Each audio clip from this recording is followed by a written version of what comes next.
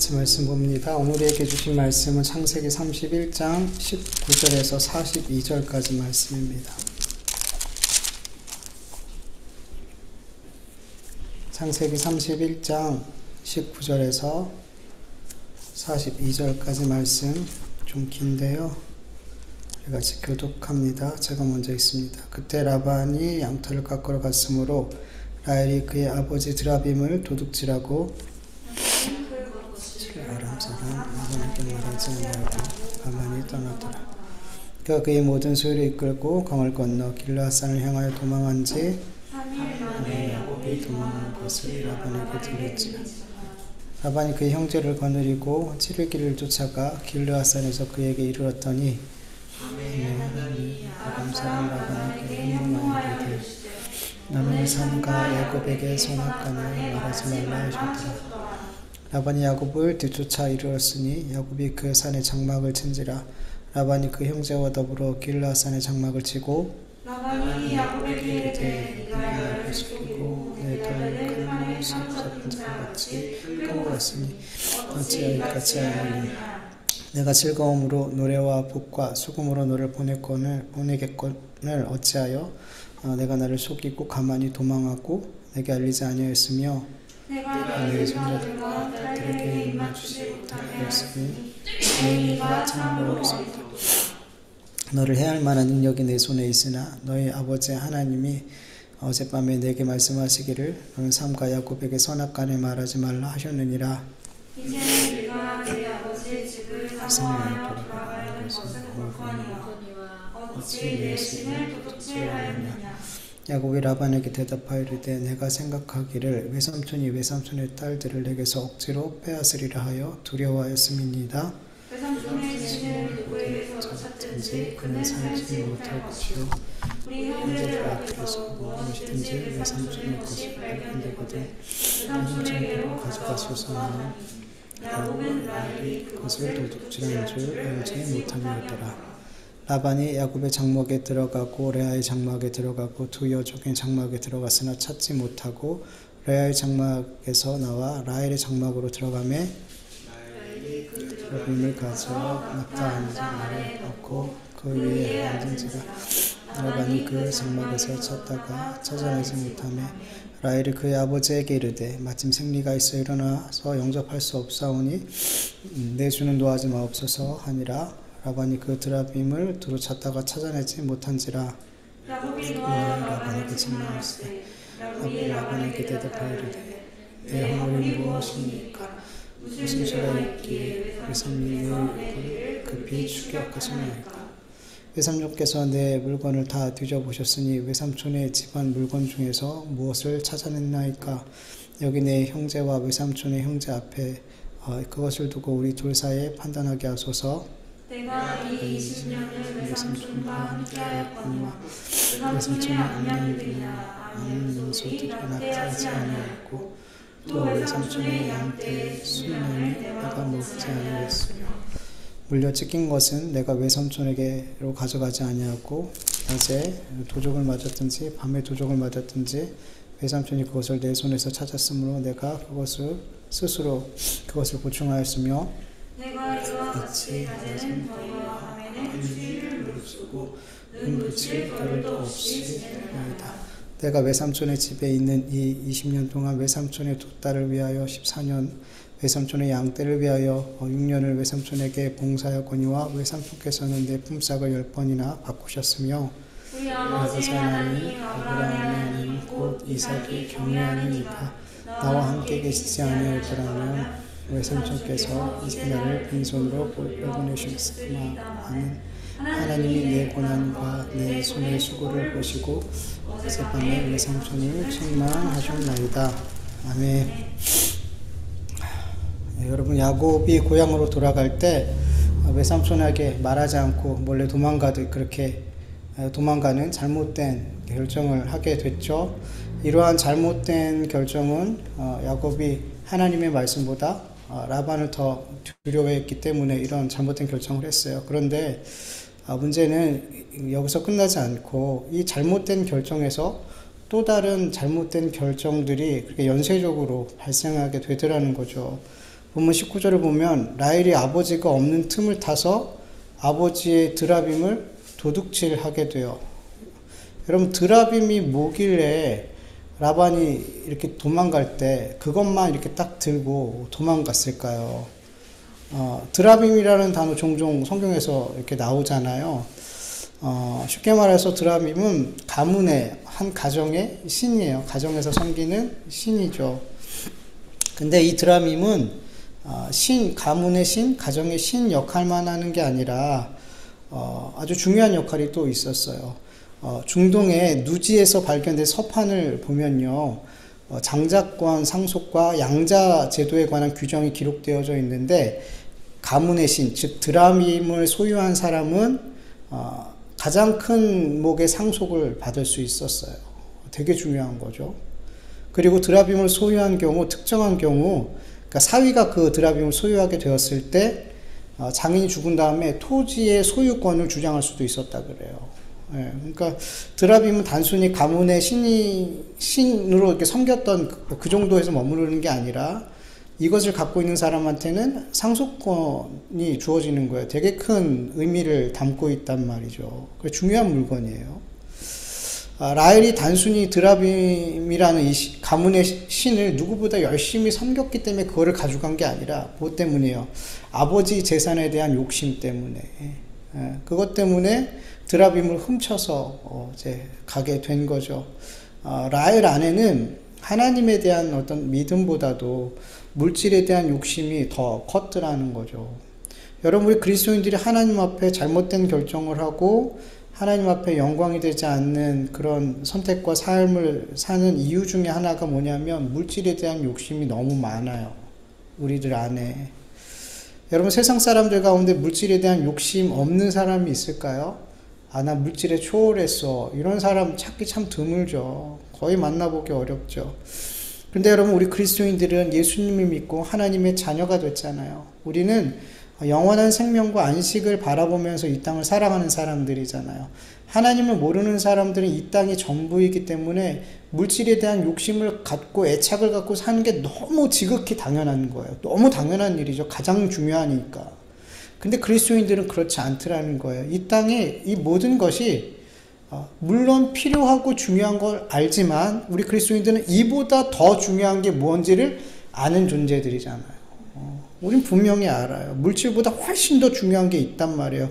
그래서 그리스도인들은, 하나님을 믿는 사람들은 잠언 기자와처럼 이렇게 기도할 수 있는 거죠. 잠언서 3장 8절에서 9절 같이 읽어볼까요? 곧 헛된 것과 거짓말을 내게서 멀리하옵시며 나를 가난하게도 마시옵고 부하게도 마옵시고 오직 필요한 양식으로 나를 먹이시옵소서. 혹 내가 배불러서 하나님을 모른다 여호와가 누구냐 할까오며 혹 내가 가난하여 도둑질하고 내 하나님의 이름이 욕되게 할까 두려워함이니이다. 아멘.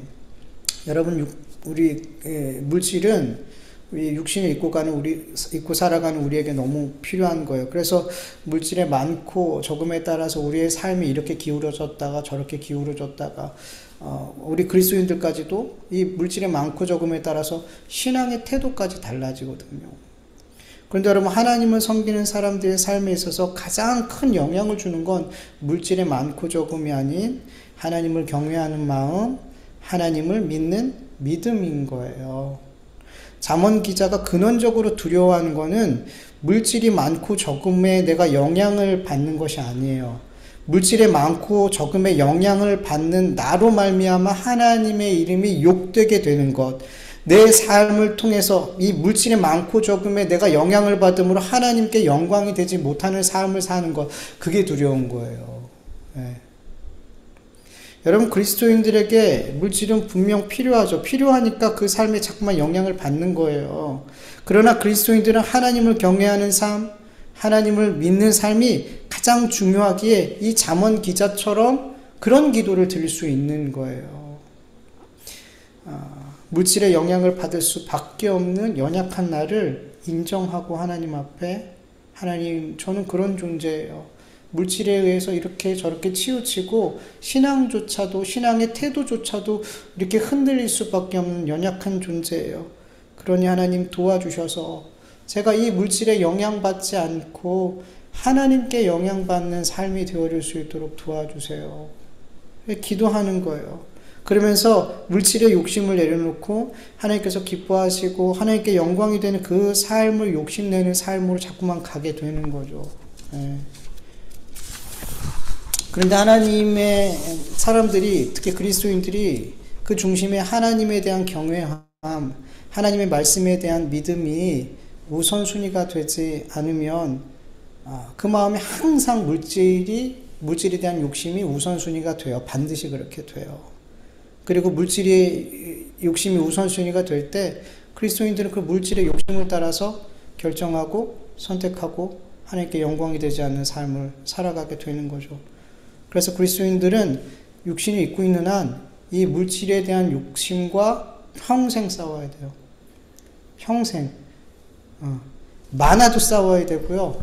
적어도 싸워야 돼요. 적은 사람은 많이 있으면 이 물질에 대한 싸움 안 할 것 같죠? 아니에요. 적으면 적은 대로 싸워야 되고요. 많으면 많은 대로 우리는 이 영적인 싸움을 싸워야 돼요. 그리고 이 싸움에서 이길 때에만 우리는 물질의 욕심에 따라 결정하지 않고 말씀을 따라, 믿음을 따라 결정하고 선택하는 삶을 살게 되는 거예요. 히브리서 13장 5절을 보면 같이 읽어볼까요? 돈을 사랑하지 말고 있는 바에 족한 줄로 알라. 그가 친히 말씀하시기를 내가 결코 너희를 버리지 아니하고 너희를 떠나지 아니하리라 하셨느니라. 아멘. 그리스도인들이 이런 말씀을 읽는 걸 좋아할지 모르겠어요. 돈을 사랑하지 말라.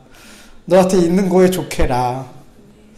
그리스도인들이 이런 말씀들을 같이 나누고 읽으면 어떨지 모르겠어요. 진짜 아멘이 되는지, 진짜 이걸 아멘으로 받고 있는지 모르겠어요. 좀 미심쩍어요. 예.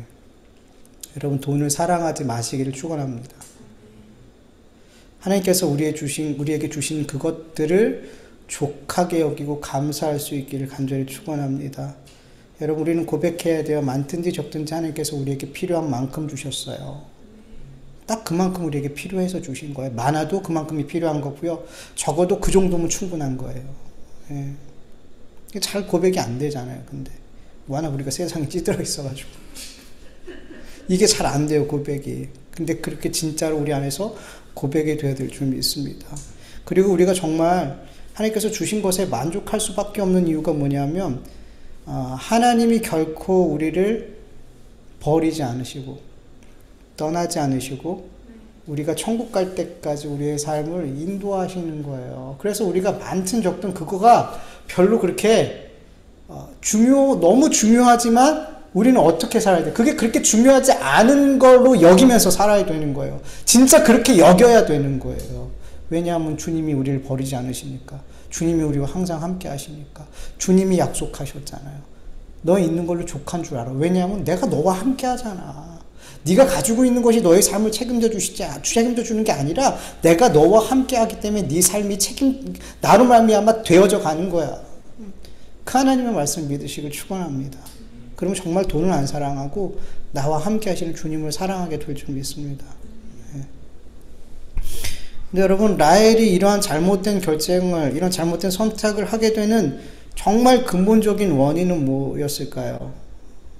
이렇게 드라빔을 훔치게 된 정말 근원적인 원인.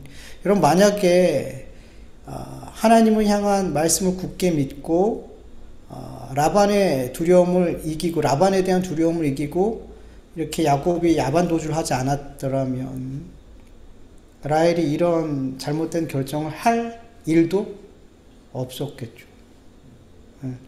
야곱의 잘못된 결정이 결국에는 라헬의 잘못된 결정으로 이어졌어요. 야곱의 잘못된 결정이 없었다면 라헬의 잘못된 결정도 없었겠죠. 여러분, 내가 하나님 앞에 믿음으로 선택하고 결정하고 내 눈앞에 있는 이익을 따라 때로는 두려움을 따라 그렇게 하나님의 말씀과 믿음을 선택하지 못하고 두려움을 선택하게 될 때, 눈앞에 있는 이익을 따라 선택하게 될 때 그 선택이 나에게만 고통과 슬픔과 후회로 남는 게 아니고요. 나와 가까이 있는 사람에게도 안 좋은 영향을 줘요.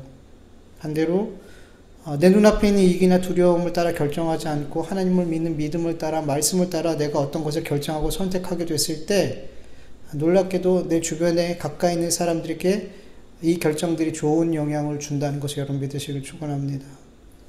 여러분 아담과 하와가 하나님의 말씀에 순종치 않고 선악을 알게 하는 나무를 먹게 됐을 때 열매를 먹게 됐을 때 그들에게만 이 일이 고통과 슬픔과 후회가 된 게 아니죠. 모든 인류가 아담과 하와의 불순종으로 말미암아 죄와 사망의 왕노릇하게 됐고 세상 권세 잡은 마귀의 종이 됐잖아요. 그러나 반대로 예수 그리스도께서 십자가에 죽기까지 하나님의 말씀에 온전히 순종하심으로 말미암아 예수 그리스도를 믿는 모든 자들은 죄와 사망에서 벗어나고 더 이상 죄와 사망이 지금 이 순간도 우리에게 왕노릇하지 못해요. 주님만 우리의 왕노릇 하신단 말이죠. 마귀의 종이 아닌 우리는 하나님의 자녀가 되었어요. 예수님의 온전하신 순종 때문에. 여러분 로마서 5장 17절에서 19절 현대인의 성경으로 같이 읽어보죠. 시작. 한 사람이 지은 죄로 죽음이 사람을 지배하였으나 하나님의 풍성한 은혜와 의의 선물을 받은 모든 사람들은 한 분 예수 그리스도를 통해 생명을 얻게 되었습니다. 그래서 한 사람의 범죄로 모든 사람이 죄인이라는 판정을 받게 된 것처럼 한 사람의 의로운 행동으로 모든 사람이 의롭다 인정받는 생명을 누리게 되었습니다. 한 사람이 순종치 않음으로 많은 사람이 죄인 된 것 같이 한 사람의 순종으로 많은 사람이 의롭게 된 것입니다. 아멘. 여러분 이렇게 한 사람이 하나님의 말씀에 불순종했을 때 모든 사람이 죄인 되었고 한 사람이 하나님의 말씀에 온전하게 순종했을 때 많은 사람이 의인 되어서 영원한 생명을 얻게 되었어요. 여러분 한 사람이 너무 중요하죠. 너무 지금도 마찬가지예요, 여러분. 여러분 내가 하나님의 말씀을 믿고 그 말씀을 따라 사는 삶은 단순히 내 삶에만 영향을 주는 게 아니라 내가 속해 있는 가정과 직장과 교회와 내 주변에 가까이 있는 이들에게 영향을 줘요. 그래서 우리 그리스도인들은 하나님을 경외하고 하나님의 말씀을 믿고 순종하는 그 삶이 단순히 나만을 위한 삶이라고 생각하지 말고 나와 내 이웃을 위한 삶이라는 것을 기억해야 되는 거예요. 네. 여러분 내 삶이 하나님의 말씀을 굳게 믿고 순종하는 삶을 살다 보면요 여러분 어느 순간 내 주변에 있는 한 사람 한 사람이 죽게 돌아오게 되고 하나님을 믿게 되고 새로운 피조물로 빚어져서 나처럼 주님을 사랑하는 삶을 이렇게 살아가는 것을 여러분 보게 될 줄 믿습니다. 여러분 지금 당장은 내 옆에 있는 누군가가 변화되지 않는 것 같고 여전히 늘 똑같은 것 같고 10년, 20년이 지나도 똑같은 것 같이 보이지만 여러분 그래도 묵묵히 하나님의 말씀에 순종하고 믿음으로 그 길을 하나님께서 기뻐하시는 그 삶을 계속 선택하면서 가시길 간절히 축원합니다. 그 묵묵한 걸음 뒤에 하나님께서 반드시 역사해 주실 줄 믿습니다. 우린 그걸 믿는 사람들이에요. 때로는 우리의 삶이 다 끝난 뒤에도 하나님께서 역사하실 수 있어요. 그래서 우리는 그런 소망을 갖고 이 길을 잘 걸어가시면 여러분 반드시 그 열매들이 나타나게 될 줄 믿습니다. 하나님께서 그렇게 하셔요. 그러니까 눈에 보이는 것으로 인해 실족하지 마시고 우린 계속 한 사람이 중요하다는 것을 생각하고 내가 얼마나 중요하다는 것을 생각하고 그렇게 믿음의 길을 순종의 길을 잘 걸어갈 수 있기를 간절히 축원합니다. 이렇게 야곱의 잘못된 선택이 라헬의 잘못된 선택으로 이어지고 이러한 잘못된 선택들이 야곱에게는 그리고 라헬에게도 정말 돌이킬 수 없는 큰 슬픔과 아픔으로 이렇게 결과로 돌아오게 돼요. 어떻게 그렇게 야곱으로 시작된 잘못된 선택들이 잘못된 결과를 가져오게 되는지 쭉 말씀을 보면서 살펴볼게요. 22절을 보면 라반은 야곱 몰래 바단 아람으로 야곱이 몰래 도망갔다는 소식을 3일 만에 듣게 되죠. 왜 3일 만에 듣게 됐냐면 라반이 야곱한테 양을 맡길 때 아롱지고 점있고 얼룩무늬 있는 양들은 아들들한테 맡기고 3일 길 떨어져서 치게 했단 말이에요. 그래서 양털을 깎을 때 야곱에게 맡겨뒀던 모든 양을 다 누구에게로 가져갔냐면 자기 아들들이 있는 곳으로 다 가져가서 거기서 이제 한꺼번에 이제 털을 깎은 거죠. 그래서 야곱이 도망가자마자 누가 소식을 바로 전한 거예요. 그러니까 3일 길을 달려가서 전한 거죠. 그래서 3일 후에 이 소식을 알게 되었더라는 거죠. 야곱이 도망갔다는 소식을 듣고 라반은 즉시 야곱을 쫓아가요. 그리고 7일 만에 길르앗산에서 야곱을 만나게 돼요. 여러분 바단 아람에서 길르앗산까지 거리가 약 480km예요. 상당히 먼 거리죠. 야곱이 바단 아람에서 길르앗산까지 가는데 10일 걸렸어요. 10일. 여러분 천천히 이동한 게 아니에요. 여러분 도망가는 사람이 느긋하게 가는 거 봤어요?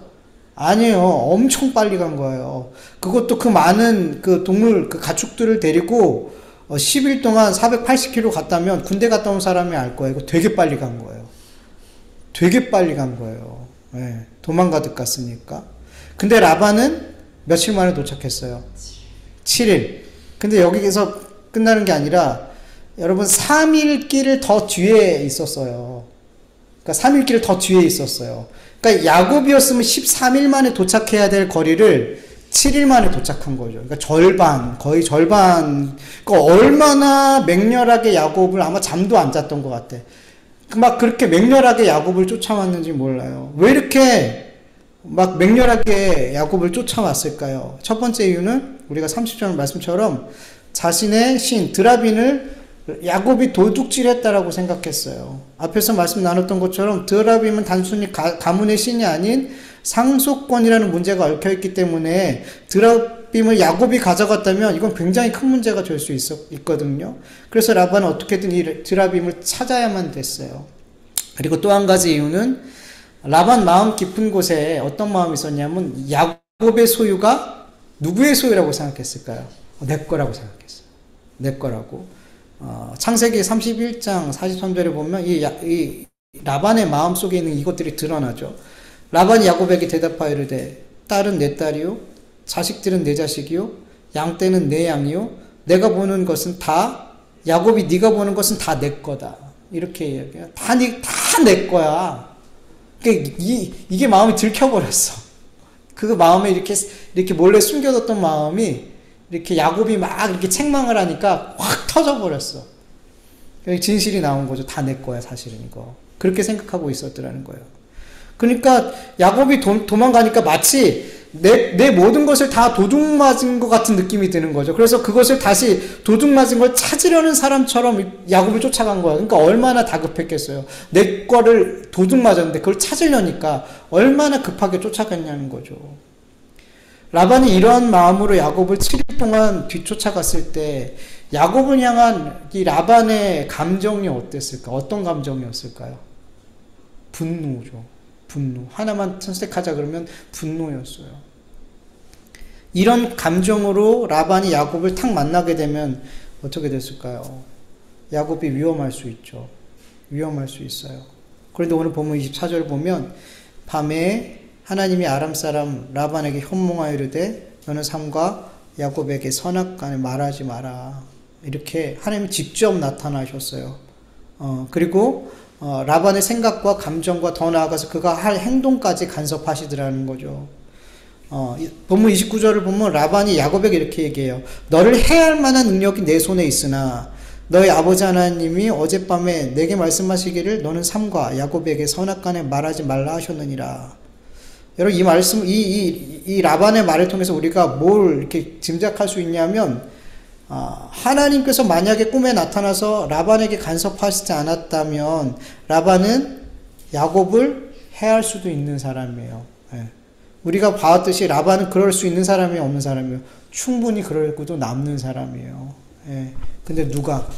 하나님이 아신 거예요. 라반이 어떤 인간인지 그가 어떤 마음을 품고 왔는지 아는 거예요. 그래서 하나님께서 그 상황에서 누구도 지금 라반을 어찌할 수 없는 상황인데 그래서 하나님이 직접 간섭하실 수밖에 없었던 거죠. 여러분 우리가 하나님의 뜻을 깨닫고 하나님 말씀에 순종하려 할 때 야곱처럼 하나님이 원하시는 방법대로 순종하지 못할 때가 있잖아요. 그러나 분명한 것은 하나님의 말씀은 결코 우리가 잘못된 방법으로 순종한다고 해서 하나님의 뜻이 우리의 삶에 이루어지지 않는다. 그게 아니더라는 거죠. 우리가 혹 잘못된 방법으로 순종해도 하나님께서 결국에는 우리에게 말씀하신 대로 하나님의 뜻은 이루어지더라는 거죠. 왜냐하면 하나님께서 우리에게 말씀하신 그 말씀이 성취되기까지 하나님께서 우리의 삶과 우리의 상황과 주변의 모든 사람들 그 모든 것들 가운데 하나님 간섭하시니까요. 간섭하시니까. 여러분, 우리는 종종 내가 내 삶에 하나님의 말씀이 성취될 때 내가 정말 하나님의 말씀에 잘 순종해가지고 하나님께서 내게 말씀하시고 명령하신 그것들이 성취됐다라고 착각할 때가 많아요. 근데 정말 착각이에요. 하나님께서 내 삶에 간섭하셨기 때문에 하나님께서 나에게 말씀하신 그 말씀이 내 삶에 이루어진 거예요, 여러분. 여러분, 야곱이 가뭄으로 흉년 들어서 가나안 땅이 애굽으로 피했을 때 바로에게 아내를 뺏겼잖아요. 누이라고 속여서. 하나님께서 간섭하시지 않았다면 아내를 돌려받을 수 없었어요. 사례를 돌려받을 수 없었어요. 그가 그랄 왕 아비멜렉에게 또다시 아내를 누이라고 속여서 아비멜렉에게 아내를 빼앗겼을 때 또 누가 간섭하세요? 하나님이 간섭하셔서 아내를 다시 찾을 수 있었고 그 사례로 말미암아 하나님의 약속하신 이삭을 얻을 수 있었잖아요. 하나님의 간섭하심 때문에 하나님의 언약의 말씀이 우리의 삶에 성취가 되는 거예요. 우리가 너무 잘 순종했기 때문에 그 말씀이 우리에게 잘 이루어졌다. 이렇게 착각하지 마세요. 그래서 우리가 하나님의 말씀에 순종하고 우리의 평생도록 하나님의 말씀에 순종해서 하나님 앞에 탁 갔을 때 우리의 할 말은 하나님 감사합니다. 저거 이렇게 했고요. 저렇게 했고요. 이렇게 순종했어요. 저 상 주세요. 이렇게 말할 수가 없는 거예요. 하나님의 간섭하심 때문에 우리에게 말씀하신 그 말씀들이 우리의 삶에 순종이라는 것을 통로로 이루어진 거예요. 예, 너무 감사해야 돼요, 우리는. 라반은 야곱을 만나기 전날 밤 하나님께서 직접 명령하셨기 때문에 야곱을 해할 수가 없었어요. 그러나 라반은 야곱이 훔쳤다고 생각한 그 드라빔은 반드시 찾아야 했어요. 그래서 어찌 내 신을 도둑질했냐 이렇게 책망을 하죠. 그런데 여러분, 성경을 보면 라반은 계속해서 야곱에 대해서 오해하고 있어요. 야곱에 대해서. 여러분, 라반은 드라빔을 야곱이 훔쳤다라고 분명하게 생각했어요. 그렇게 생각했어요. 그러나 야곱이 아니라 누가 훔쳤어요? 라헬이 훔쳤잖아요. 26절을 보면 라반은 야곱에게 마치 자기 딸들을 칼날로 사로잡은 자처럼 그렇게 포로 끌고 가듯이 억지로 끌고 간 것처럼 이야기하는데 사실은 그 딸들은 자발적으로 야곱을 따라왔어요. 오히려 아빠에게서 벗어나고 싶어 했단 말이죠. 야곱에 대한 라반의 생각은 다 틀렸어요. 왜 이렇게 야곱에 대한 라반의 생각은 하나도 맞지 않는 걸까요? 여러분, 우리가 내가 다른 사람을 보고 판단할 때 항상 누구를 기준해서 판단하죠? 나를 기준해서 보고 나를 기준으로 해서 다른 사람을 판단하잖아요. 라반이 아무것도 확인되지 않았지만 야곱을 마치 약탈차처럼 도둑놈처럼 취급하는 것은 라반 안에 누가 있는 거예요? 도둑놈이 있고 약탈자가 있는 거예요. 네. 라반이 야곱과 같은 상황이었다면 라반은 그렇게 했을 사람이라는 거죠. 그래서 야곱을 그렇게 생각하는 거예요. 이 도둑놈, 이 약탈자. 네. 지금까지 야곱이 어떻게 자기를 섬겼는지를 조금만 생각해봐도 얼마나 자기를 위해서 헌신하고 성실하게 자기 양을 쳤는지 이것만 조금만 돌아봐도 야곱은 그럴 사람이 아니라는 것을 도둑질하고 그렇게 자기 가족 딸들을 그렇게 약탈하는 자, 강제로 끌고 갈 사람이 아니라는 걸 알았을 텐데 자기 기준으로 생각하니까 그렇게밖에 보이지 않더라는 거예요. 라반이 그런 사람인 거예요. 라반이. 여러분, 내가 어떤 사람인지를 좀 알고 싶으면 내가 다른 사람에게 어떻게 말하고 있고 어떻게 판단하고 있고 어떻게 다른 사람을 바라보고 있는지를 이렇게 반추해서 보면요, 내가 어떤 사람이구나 라는 것을 조금 정직하게 볼 수 있게 될 것 같아요. 여러분은 어떻게 보세요? 다른 사람 어떻게 보고 어떻게 판단하고 어떻게 이야기해보고 어떻게 이야기하고 있어요, 여러분? 여러분, 우리 그리스도인들은 다른 사람을 바라볼 때 주님께서 죄인된 나를 어떻게 바라보셨는지를 늘 기억하셔야 돼요. 예. 주님께서 우리를 어떻게 바라보셨는지를 기억하는 자들은 자꾸만 내 기준으로 보려고 하지 않아요. 다른 사람을 주님의 마음으로 보려고 하고요. 하나님의 뜻과 섭리 가운데 그 사람이 있다는 것을 알고 그 하나님의 섭리와 뜻 가운데서 그 사람을 보려고 노력을 한단 말이에요. 예. 그리고 여러분, 우리가 다른 사람에 대해서 내 기준으로 내 마음대로 판단하고 정죄할 때 그 판단과 정죄를 받아 마땅한 사람은 나라는 걸 여러분들 잊지 마셔야 돼요. 로마서 2장 1절에 이렇게 말씀하죠. 그러므로 남을 판단하는 사람아, 누구를 막론하고 내가 핑계하지 못할 것은 남을 판단하는 것으로 내가 너를 정죄함이니 판단하는 내가 같은 일을 행함이라. 아멘. 내가 정죄하고 판단했던 그 사람의 잘못된 그것들이 결국에는 그 사람의 문제가 아니라 누구의 문제예요? 내 문제예요. 왜? 나도 그 똑같은 짓을 하고 있더라는 거죠. 나는 아닌 것처럼 그 사람을 정죄하는데, 여러분, 내가 만약에 그런 죄를 짓고 있는데도 불구하고 그 사람이 나랑 똑같은 죄를 지으면 당당하게 막 정죄하기 좀 그렇잖아요. 아무리 나쁜 사람이라도. 근데 그렇게 하죠. 왜냐면 나는 그 사람, 그런 사람이 아니라고 생각을 하니까.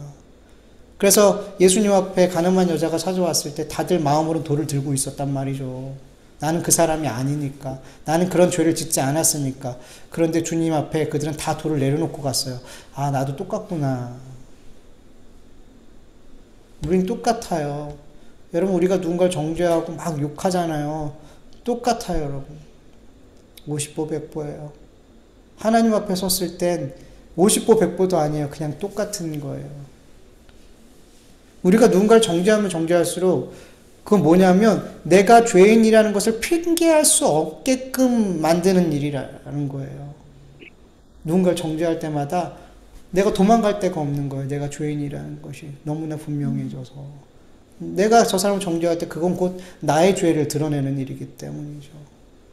그래서 여러분, 우리 그리스도인들은 자꾸 다른 사람을 볼 때 누구의 마음으로 봐야 돼요? 주님의 마음으로 자꾸만 보려고 그러고, 하나님의 어떤 그 사람을 향한 섭리와 뜻 가운데 그 사람을 자꾸 보려고 노력해야 돼요. 너무 힘들죠. 우린 그런 존재가 아니니까.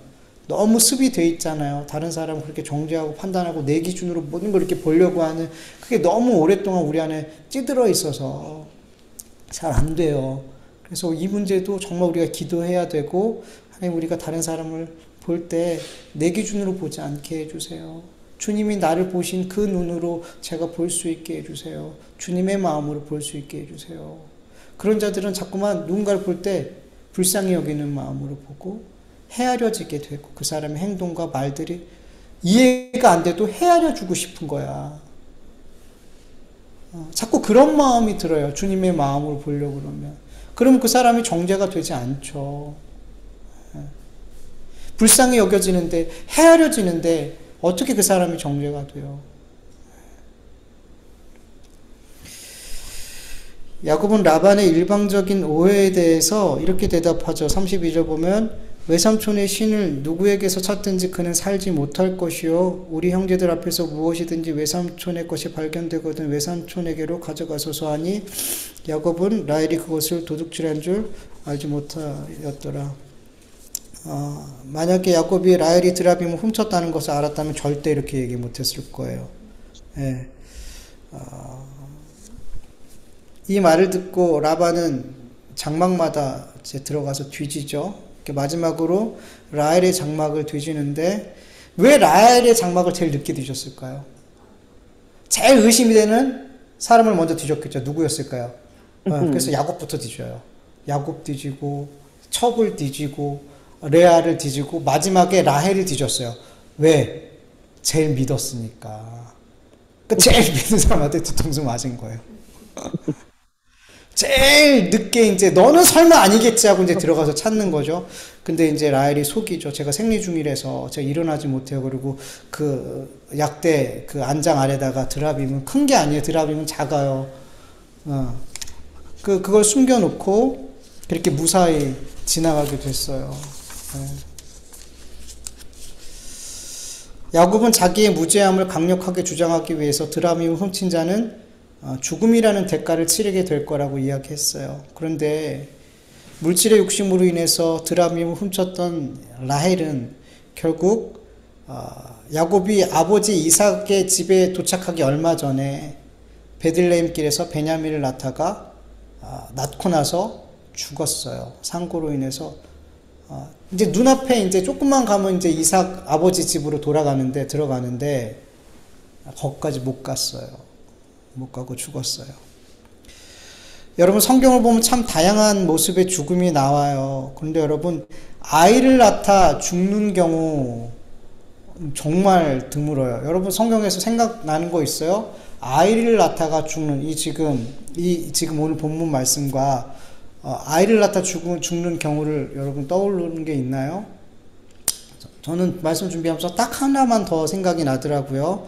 사무엘상 4장을 보면은 엘리 대제사장 가문이 몰락하는 내용이 나와요.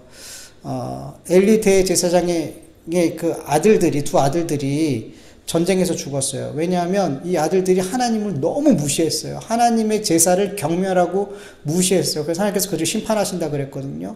그래서 전쟁에 이 아들들이 이제 언약궤를 갖고 나갔다가 둘 다 한꺼번에 죽게 됐어요. 그 소식을 이제 살아 돌아온 사람한테 이제 엘리 대제사장이 듣게 됐는데 그 소식을 듣고 의자에 앉아 있다가 뒤로 넘어져서 목이 부러져서 죽었어요. 남편이 죽고 시아버지가 죽었다라는 이 소식을 엘리 대제사장의 그 아내가 듣게 되었어요. 근데 그 며느리가 임신을 하고 있었단 말이에요. 근데 너무 충격을 받아가지고 갑자기 애를 낳게 됐어요. 그리고 아이를 낳고 죽었어요. 이 엘리 대제사장의 며느리의 죽음의 원인은 엘리 집안에 대한 하나님의 심판의 결과예요. 하나님의 심판 때문에 죽은 거예요. 지금 다 몰살당한 거예요. 저는 이 한 장면만, 오늘 본문과 이 한 장면만, 이 아이를 낳다 죽은 장면, 이 두 장면밖에 저는 아무리 생각해도 더 나지 않더라고요. 그러니까 그만큼 많은 죽음이 있지만, 이렇게 아이를 낳다 나는 죽음은 정말 드문, 잘 나타나지 않는 죽음이고, 첫 번째, 이 사무엘상에 나온 죽음은 하나님의 심판과 연결이 되어 있는 죽음이었더라는 거죠. 라헬이 산고로 인해서 아이를 낳고 죽게 된 사건은 여러분 우연이 아니에요. 여러분 모든 생명은 우연히 죽고 우연히 태어나는 건 없죠. 모든 생명이 태어나고 죽는 거는 전적인 하나님의 주권이에요. 저와 여러분이 지금 이렇게 살고 있는 것, 이 땅에 태어나 살고 있는 것 하나님의 뜻이죠. 그리고 우리가 언젠가 육신의 장막을 벗을 때가 있을 텐데 그때도 하나님의 주권 아래에 있어요. 우리가 살고 죽고를 결정하지 않아요. 그건 하나님이 하시는 거죠. 그리고 거기엔 반드시 이유가 있고 하나님의 뜻과 계획이 있어요. 라헬이 성경에 거의 나타나지 않는 이런 산고로 인한 죽음은 우연이 아닌 하나님의 주권 아래에서 일어난 일이고 하나님께서 우리에게 뭔가를 이 죽음을 통해서 우리에게 말씀하고 있다는 거 우리는 알아야 돼요. 라헬의 죽음은 그의 죄와 야곱의 선포에서 찾아야 되는 거예요. 그 죽음의 이유를. 라헬이 이렇게 갑작스럽게 산고로 죽게 된 것은 라헬이 하나님보다 물질을 더 의지하고 사랑하였고 그리고 그의 아버지 드라빔을 훔치게 되었어요. 그리고 이 죄는 죽음이라고 누가 선포했어요? 야곱이 선포했어요. 그리고 하나님께서는 라헬을 베냐민이 낳고 난 뒤에 데려가셨더라는 거죠. 여러분 야곱이 하나님의 말씀에 순종할 때 하나님의 뜻, 하나님의 방법대로 순종하지 않고 잘못된 방법을 선택하게 됐을 때 이로 인해 야곱이 가장 사랑하는 라헬이 잘못된 선택을 하게 되었고 결국에는 라헬이 죽음으로 이어지게 되었더라는 거죠. 여러분 우리가 하나님의 말씀에 순종할 때 하나님의 뜻대로 하나님의 방법대로 순종하는 일이 얼마나 중요한지 몰라요. 그래서 하나님의 말씀이 내 삶에 성취될 때까지 뭐 하라 그랬어요? 기도하고 기도해야 돼요. 그냥 우리가 말씀을 순종하기로 결정했다고 끝난 게 아니라 그랬잖아요. 그 말씀이 내 삶에 성취될 때까지 우리는 계속 기도해야 되는 거예요. 하나님의 뜻을 물으면서. 근데 여러분, 하나님의 말씀에 순종하는 일도 이렇게 기도하며 신중하게 순종해야 되는데, 이 하나님의 말씀에 순종 자체를 하지 않는 사람은 도대체 어떻게 될까요, 여러분? 이 사람들의 결국은 어떻게 되겠냔 말이죠. 히브리서 3장 18절 그리고 4장 11절 보면 하나님께서는 누구에게 하나님의 안식에 들어가지 못한다고 맹세하였습니까? 순종하지 않는 사람들에게 하신 것이 아닙니까? 그러므로 우리는 이 안식에 들어가길 힘씁시다. 아무도 그와 같이 불순종의 본을 따르다가 떨어져 나가는 일이 없도록 해야 하겠습니다. 베드로전서 4장 17절 현대인의 성경으로 보면 하나님의 집에서 심판이 시작할 때가 왔습니다. 심판이 우리에게서 먼저 시작된다면 하나님의 복음에 순종하지 않는 사람들의 마지막은 어떠하겠습니까? 어떻겠습니까, 여러분? 여러분, 하나님 있는 교회에서부터 믿는 자들로고 한 사람들부터 시작이 돼요, 심판은. 근데 믿지 않는 자들은, 하나님 말씀에 전혀 순종하지 않는 그들은 어떻게 했냐는 거예요. 이 하나님의 심판을 어떻게 피하겠냐는 거죠. 여러분, 우리 그리스도인들은 하나님의 말씀을 믿어야 돼요. 그 말씀에 순종해야 돼요. 순종할 때 끝까지 하나님의 뜻을, 방법을 구하면서 순종해야 돼요. 여러분, 이게 복된 삶인 거예요. 여러분, 이게 하나님께 영광이 되는 삶인 거예요. 여러분, 마귀가 하는 일 정말 간단해요. 하나님 말씀에 순종하지 못하게 하는 거예요. 여러분, 아담과 하와를 넘어뜨리는 이 방법도 너무 단순해요. 하나님이 하라고 하지 말라고 한 그 말씀 어기게 하는 거. 그러니까 순종하지 않게 하는 거. 단순해요. 하나님이 하지 말라고 한 거 하게 하는 거. 불순종만. 그게 다 그 하나로 다 넘어지는 거예요. 여러분, 우리가 늘 하나님의 말씀을 듣고 또 듣는 이유가 뭘까요? 위로받으려고? 내 삶의 어떤 문제를 좀 해결하려고? 여러분, 하나님께서 우리에게 말씀하시는 이유는 순종하라는 거예요. 간단해요, 여러분. 이스라엘아, 들으라. 왜 들으라 그런 거예요? 그거 듣고 막 이 세상의 삶의 위로를 받고, 내가 어떤 길을 가야지 복 받을지만, 이런 말씀 때문에 그게 아니고요. 그 말씀대로 순종하라고요. 순종할 때 복이라는 게 자연스럽게 따라오는 거예요. 하나님께서 주시는 하늘의 복이 그냥 따라오는 거란 말이에요. 그거는 뒤에 거란 말이에요. 따라오는 거란 말이에요. 근데 너무 큰 문제가 뭐냐면, 지금 특별히 너무 말씀이 많이 넘쳐나는 이 시대에 살고 있잖아요, 우리가. 옛날에는 제가 어렸을 때만 해도 그렇게 말씀이 흔하지 않았어요. 찾아가야지 들을 수 있었어요. 귀했죠. 근데 지금은 그렇지 않잖아요. 말씀이 너무 흔하죠.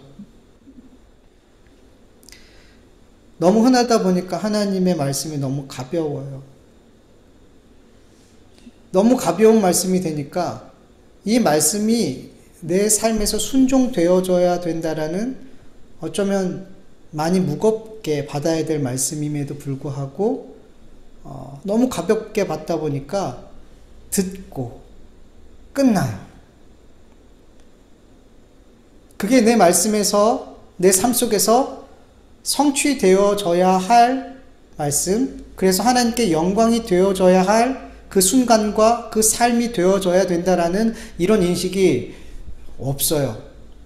오늘도 말씀 잘 들었다. 오늘 은혜 받았네. 오늘 말씀 참 좋았네. 하나님이 그렇게 받으라고 하나님 말씀을 준 게 아니란 말이에요. 구약에서부터 신약까지, 지금 교회 시대까지 하나님은 언제나 그 말씀을 주실 때 그 말씀을 하나님의 백성이 듣고 순종하라고 주신 거예요. 근데 너무 많은 핑계를 대요. 하나님, 제가 너무 연약해. 제일 많이 핑계대는 거예요. 하나님, 제가 이 말씀 순종하기에 제가 너무나 연약해요. 용서해 주세요. 이러면서 계속 핑계를 대면서 순종하지 않아요. 자기 합리화를 해. 나는 연약해. 나 이런 하나님의 말씀을 나는 순종할 수 없는 존재야. 하나님, 그냥 은혜로 저를 덮어주세요. 아니요. 이거는 핑계예요. 이거는 자기 합리화 시키는 거예요. 이건 합리화되지 않아요. 예수 그리스도를 믿음으로 말미암아 내가 하나님의 자녀가 됐고 나는 구원을 소유했다라는 것을 여러분 믿죠? 너무 당연하게 믿죠? 그렇다면 이 믿음을 갖고 있는 사람은 하나님의 말씀을 순종해야 된다라는 것도 내가 믿고 있는 그 믿음처럼 당연한 거예요, 여러분. 우리는 권리는 마음껏 누리고 싶어 해요. 근데 의무는 하지 않으려 그래요. 하나님의 자녀의 권세를 얻고 전국을 소유하고 너무 좋아. 하나님께 위로받고 은혜받고 사랑받고 용서받고 이런 권리, 하나님으로부터 우리에게 주어진 자녀의 권리들은 다 누리려고 하면서 하나님을 위해서 자녀로서의 삶을 살아가야 되는 자녀의 의무에 대해서는 너무 무책임한 자식들이에요. 너무 뻔뻔한 자식들이에요. 여러분 좀 뻔뻔한 자식이 안 됐으면 좋겠어요. 이랬다고 뭐 천국 가요 못 가요 이렇게 얘기하고 싶은 건 아니에요. 저는 최소한 우리가 정말 하나님의 은혜가 어떤 건지 알고 하나님이 나에게 자녀의 권세가 주신 권세가 어떤 건지를 좀 알고 진짜 믿는다면 우린 뻔뻔하지 못해요. 그렇게 하나님 앞에. 근데 너무 뻔뻔해요. 우리가 감당해야 될 그 의무에 대해서 너무나 무책임하면서 하나님이 나에게 나에게 아버지로서 잘 못해주는 것 같으면 얼마나 하나님한테 아깝거리는데요. 너무 뻔뻔하지 않단 말이죠, 우리의 삶이.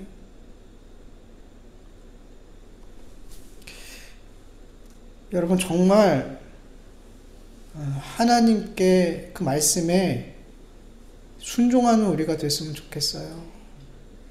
여러분 결국엔 제가 이 자리에서 하는 말씀이 늘 똑같은 거예요. 어떻게 하면 바르게 하나님의 말씀에 순종하면서 사냐. 어떤 동기로 우리가 하나님의 말씀에 순종해야 되냐. 결국 늘 똑같아요. 본문만 다를 뿐이지 결국에는 이 말씀을 듣고 어떻게 하자는 거예요. 우리가 세상 가운데 나가서 그 말씀대로 살자는 거 아니에요. 그 말씀대로 하나님과 교제하고 그 말씀 속에서 하나님을 만나고 그 말씀대로 순종함으로 하나님께 영광 돌리고 결국엔 그거 아닌가요, 여러분? 근데 그게 없어요. 우리에게 너무나 중요하고 어쩌면 우리의 삶에 가장 중요한 그것, 그 순종의 삶이 없어요. 없어요. 우리가 몇 분 안 되지만 제가 이곳에서 만약에 1000명, 10,000명 되는 사람들 앞에서 제가 설교했다면 거기서 과연 이 말씀을 정말 무겁게 받고 물론 거기에 은혜가 있고 위로가 있고 생명이 있고 너무 놀라운 말씀들이죠. 그런데 그 말씀을 너무 가볍게 받고 순종하지 않는다는 거죠. 그 말씀 정말 무겁게 받고 내가 이 말씀처럼 정말 살아야겠다, 씨름해야겠다 그 말씀을 갖고 돌아가는 사람이 그 수천 명, 수만 명 되는 가운데 사실 몇 명이나 될까 저는 걱정스러워요.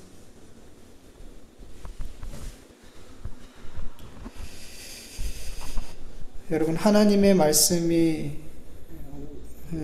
우리의 마음밭에 떨어질 때 돌밭, 가시밭, 길가와 같은 그런 우리의 마음밭이 되지 않았으면 좋겠어요.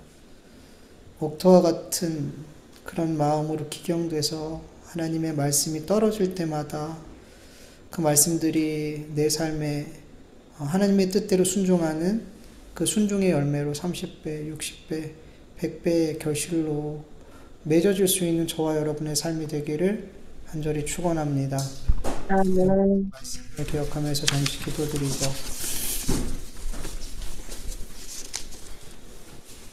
하나님 감사합니다. 모든 하나님 같이 함께 예배할 수 있도록 기도할 수 있도록 하나님께 찬송할 수 있도록 하나님께 주신 그 은혜와 그 사랑을 기억할 수 있도록 도와주셔서 감사합니다. 하나님 이 시간 하나님께서 우리에게 주신 말씀들을 아버지 하나님 우리의 마음에 잘 담을 수 있도록 도와주시옵소서. 아버지 하나님 이 세상의 말들, 세상의 가치들 아버지 나에게 유익이 되는 것들은 내 마음이 너무나 잘 담는데 아버지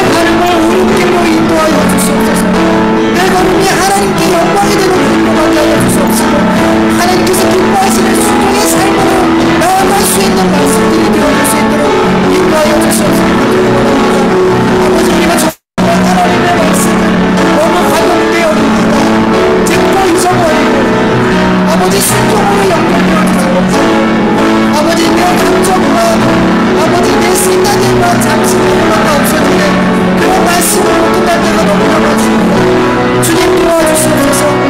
우리가 주님을 믿고 구원받은 것이 너무나 당연한 것처럼 그 은혜를 받은 자들은 주의 말씀에 순종하는 그 삶을 살아가는 것이 너무나 당연하다는 것을 알게 하여 주옵소서.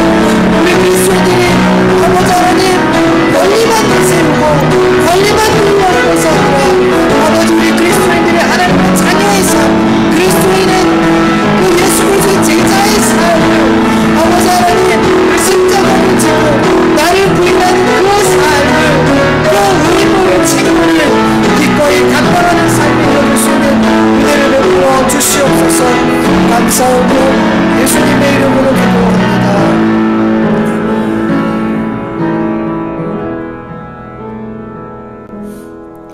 하나님 감사합니다. 오늘도 하나님 앞에 이렇게 예배의 자리에 나와서 그리고 또 영상으로 이렇게 한 마음으로 한 뜻으로 하나님을 높여드릴 수 있도록 은혜 베풀어 주셔서 감사합니다. 아멘. 하나님을 예배하는 그 시간이 얼마나 귀한 시간이며 세상과 구별된 시간이며 또 나를 새롭게 하는 시간이며 내 영이 사는 시간임을 아버지 우리가 분명히 믿고 예배할 수 있도록 도와주시옵소서. 아멘. 세상은 우리를 새롭게 하지 못합니다. 세상은 우리에게 참 위로와 새 힘과 참 소망을 줄 수 없습니다. 주님만이 이 모든 것들을 우리에게 허락해 주시는 분임을 압니다. 그래서 우리가 더 예배의 자리를 사모할 수 있도록 도와주시옵소서. 하나님 주의 말씀을 들었습니다. 하나님 우리가 세상의 것들은 너무 마음에 잘 담습니다. 나에게 유익이 되는 말들은 또 내 육신이 즐거워하는 말들은 참 마음에 담고 오랫동안 간직합니다. 그런데 여러분 정말 우리를 살리고 우리에게 생명이 되는 말씀은 정말 내 마음에 잘 담아지지가 않고 어쩜 그렇게 금방 잊어버리게 되는지 모르겠습니다. 그만큼 우리 그리스도인들이 하나님의 말씀을 귀중하게 생각하지 못하고 너무 가볍게 생각하기 때문이라고 생각이 됩니다. 하나님, 주님의 말씀이 얼마나 귀한 말씀인지 세상 그 어떤 말보다 귀한 말씀이라는 것을 우리 그리스도인들이 믿게 하여 주시옵시고 마음에 그 말씀들을 자꾸 담아놓게 하여 주시옵소서. 세상의 소리, 아버지 아무리 좋은 소리라도 결국에는 세상의 소리일 뿐입니다. 하나님, 아버지 하나님의 말씀을 아버지 이 세상의 소리를 다 덜어내고 하나님의 말씀 그 음성을 우리 안에 잘 담고 그 말씀이 우리의 삶을 인도해 갈 수 있도록 역사해 주시옵소서. 감사하며 예수님의 이름으로 기도드립니다. 아멘. 주님 가르쳐 주신 기도로 예배 마치겠습니다. 하늘에 계신 우리 아버지여, 이름이 거룩히 여김을 받으시오며 나라의 마옵시오며 뜻이 하늘에서 이루어진 것 같이 땅에서도 이루어지이다. 오늘날 우리에게 일용할 양식을 주옵시고 우리가 우리에게 죄 지은 자를 사하여 준 것 같이 우리 죄를 사하여 주옵시고 우리 시험에 들게 하지 마옵시고 우리에게서 구하옵소서. 대개 나라와 권세와 영광이 아버지께 영원히 있사옵나이다. 아멘.